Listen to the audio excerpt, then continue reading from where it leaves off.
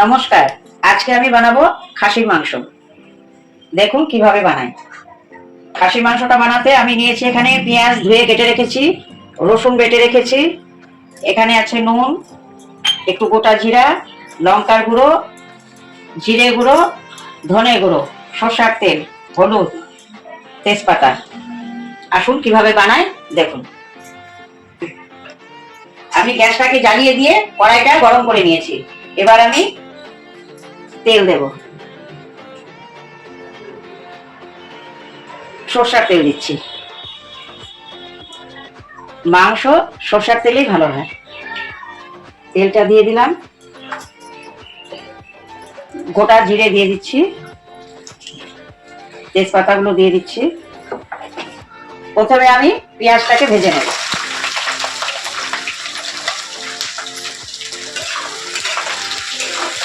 পেঁয়াজটা লাল লাল করে ভেজে নিতে হবে।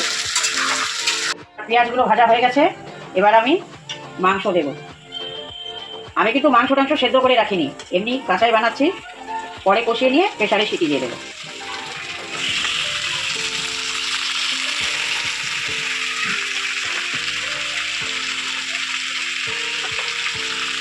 নেড়ে নিয়ে আমি এখন হলুদ, মাংসটাকে আমি একটু নেড়ে নিচ্ছি।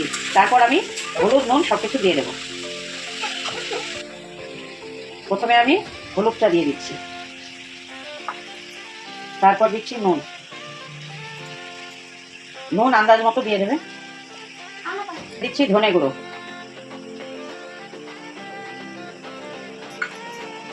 জিরে গুঁড়ো, এটা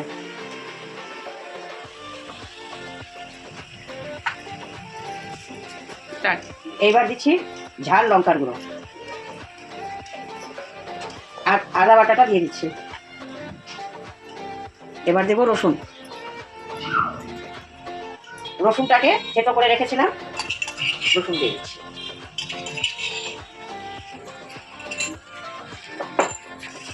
সব মশলা দিয়ে দিলাম আমি। এবার ভালো করে কষিয়ে নেব। পরে একটু লাল লঙ্কার গুঁড়ো দিব, গরম মশলা দেবো, দিয়ে কষাবো। এটা কাশ্মীরি লাল লঙ্কার গুঁড়োটাও দিয়ে দিচ্ছি। এবার ভালো করে কষিয়ে নেব। আর মাংসগুলো কষানো হয়ে গেছে।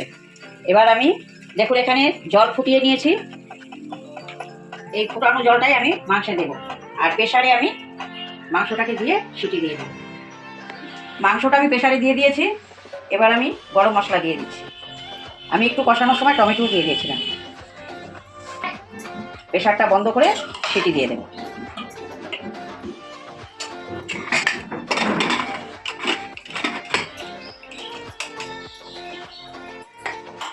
প্রেসারে 4টা সিটি পড়বে, আমি নামিয়ে নেব। আমার খাসির মাংস রেডি হয়ে গেছে। কষিয়েছি ভালো করে, কালারটাও দেখুন সুন্দর এসেছে।